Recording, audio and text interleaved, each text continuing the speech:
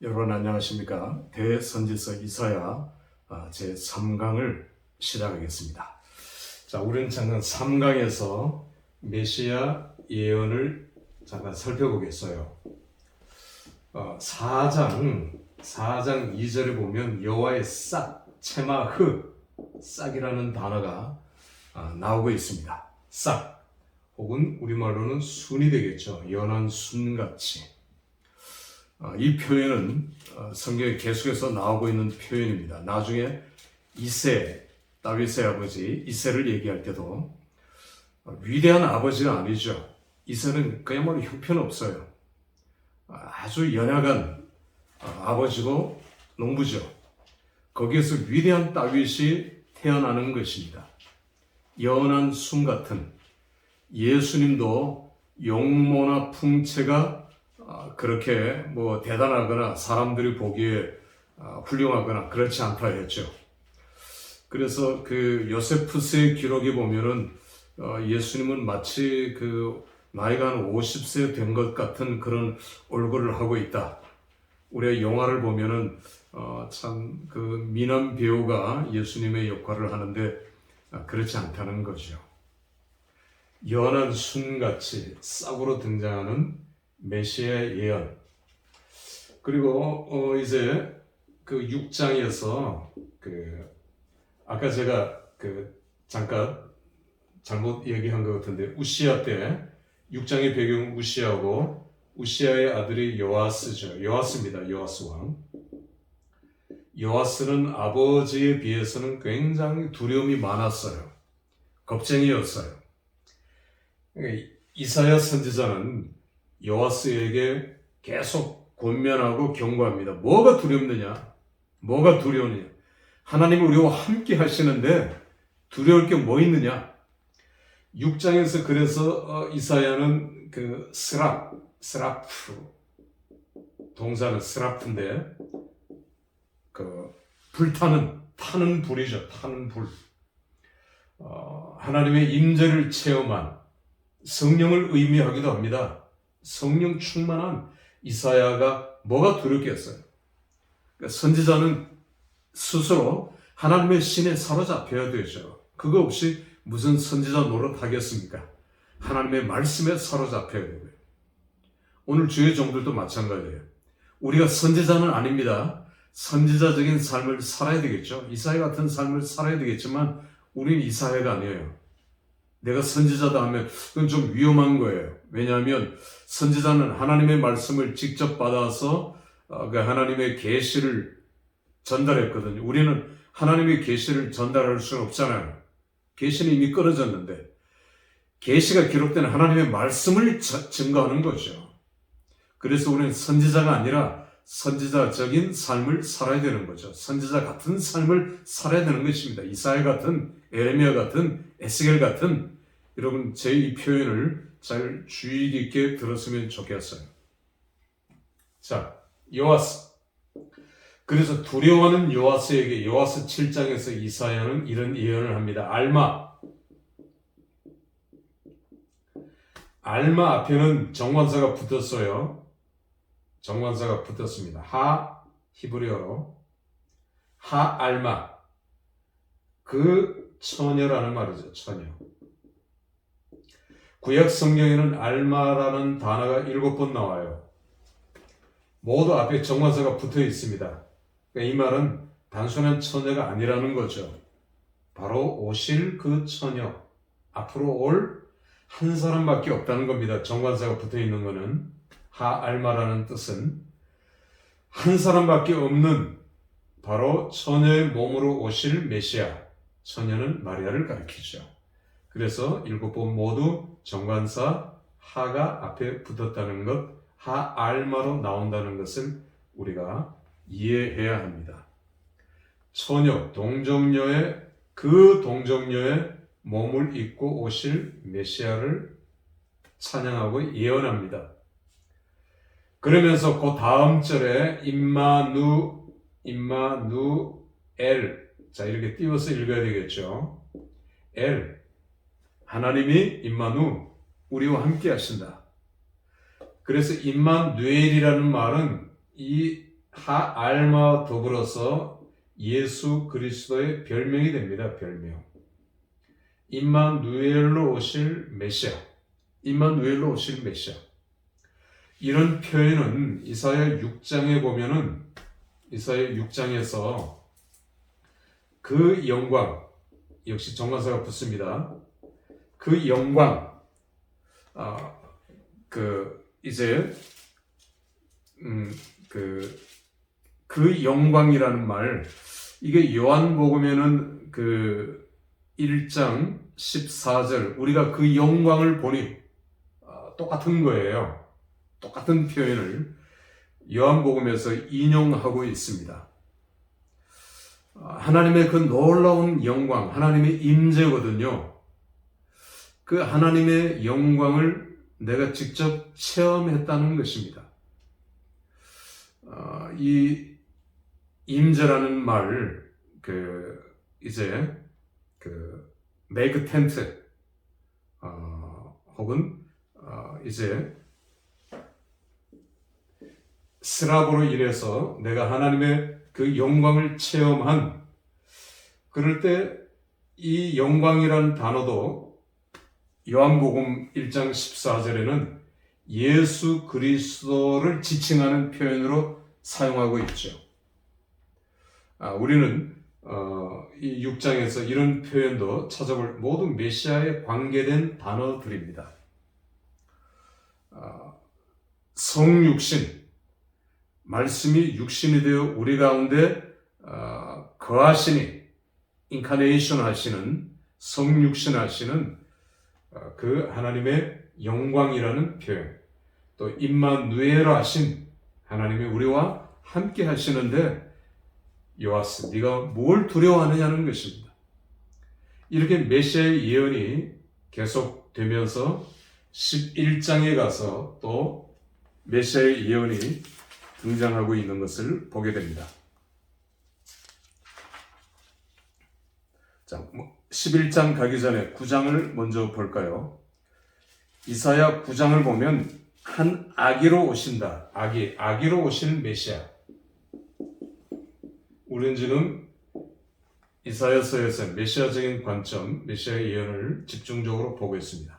아기로 오실 메시아. 그 아기는 정사를 메었고 할 때 그 정사는 십자가예요. 십자가. 그리고 모사라. 성령에 대한 이제 별명이 모사죠. 모사로 오실. 예수님의 장차 사역은 단독 사역이 아니라 성령과 함께 하시는 사역이라는 것을 이사야서는 계속 강조합니다. 이렇게 9장에서도 마찬가지고요. 아기로 오시는데 어깨에 정사를 메었고 그 이름은 기묘라, 그 이름은 모사라, 모두 예수 그리스도에 대한 별명입니다.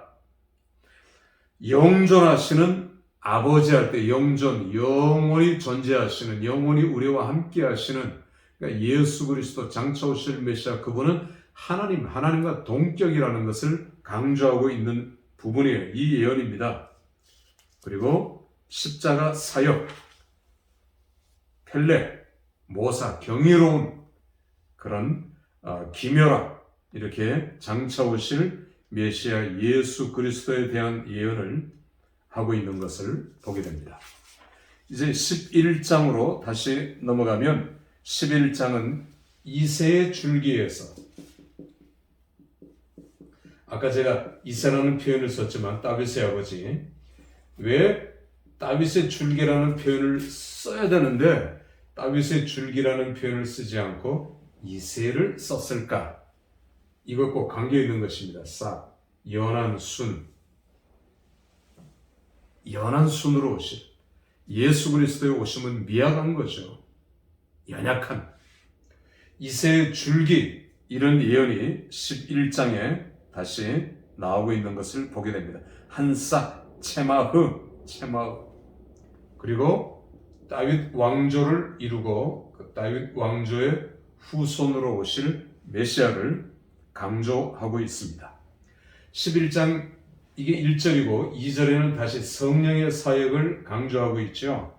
성령 여호와의 신 락, 그분은 곧 지혜와 총명과 모략의 신이요. 이게 성령의 사역입니다. 이건 매우 중요합니다. 예수님은 성령과 함께하는 사역을 보여주셔요. 메시아의 단독 사역이 아니라는 것을 이사야는 계속해서 강조하고 있습니다. 왜? 그분은 성령으로 오셨고 성령과 함께 하시는 사역을 보여주고 계셔요. 이제 4절, 5절에 가면 성부 하나님의 사역, 공의로 사역하시는 성부 하나님의 사역을 보여주시면서 성부, 성령, 성자의 사역을 강조하고 있는 것을 보여줍니다. 삼일체 하나님이 등장할 때는 굉장히 중요한 부분을 강조하기 위해서 삼위 하나님이 등장하고 있는 것을 보여주고 있어요.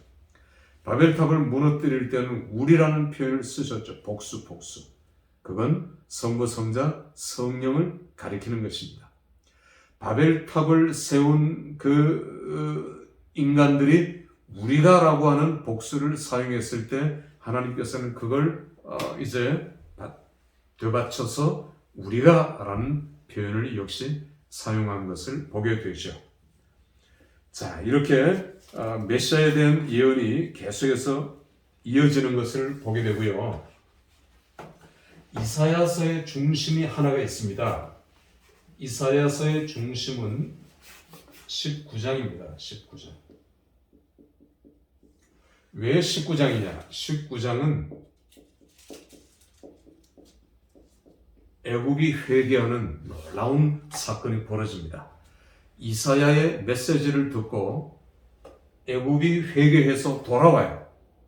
장망성 이런 표현도 이제 나오고 있고요. 이 교만하던 이집트가 돌아오면 이방이죠. 이방이 돌아와요.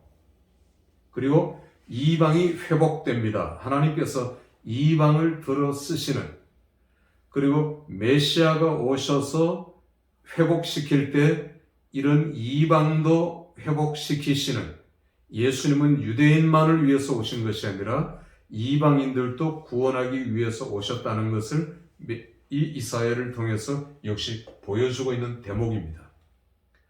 그래서 그들이 죄를 뒤집어 쓰고 이집트가 애굽이 회개해요. 그리고 하나님께서는 그 애굽을 들어 쓰시는 것을 보게 됩니다. 애굽을 향해서 하나님께서 나의 백성 이런 표현을 쓰세요. 그런 의미에서 이사야는 매우 중요해요.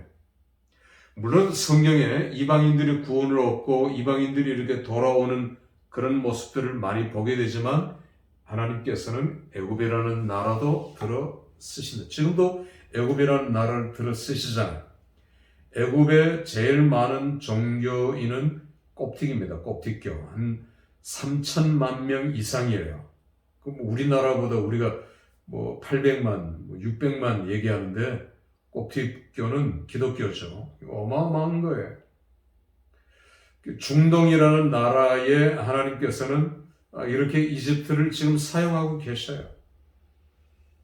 이런 이방인들, 이방 조직들을 통해서도 하나님께서는 그들이 돌아오게 하시는, 그것이 19장에 나오고 있는 것을 우리는 보게 됩니다. 그래서 우리는 19장을 이사야의 중심이다, 이사야서의 중심이라는 표현을 쓰게 되는 거죠.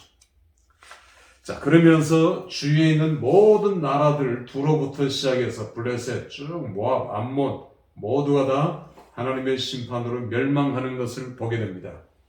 그들의 공통점은 교만이죠. 교만. 위세 등등하던 두로부터 시작해서 이스라엘 주위에 있는 모든 나라들을 멸망시키는 예언을 하게 돼요. 자, 그럼 여러분 잘 한번 보세요. 하나님께서 두로의 멸망, 강력하게 블레셋의 멸망을 예언할 때 유다는 막 좋아했겠죠.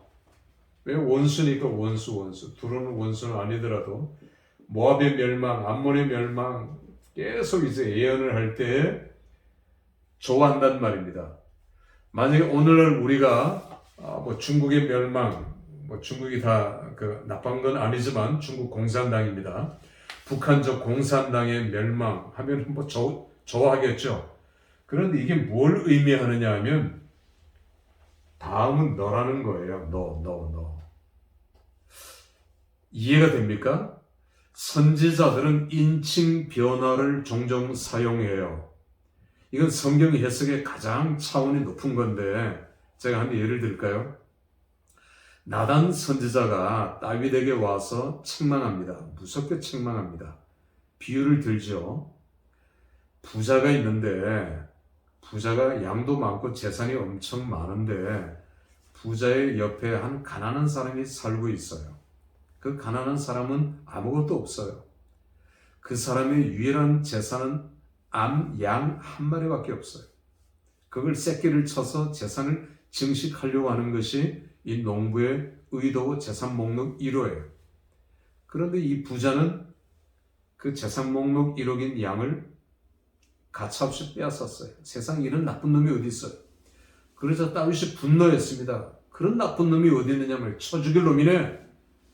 그래서 나단이 인칭을 바꿉니다. 그가 3인칭으로 하던 그가 2인칭 너다라고 얘기합니다.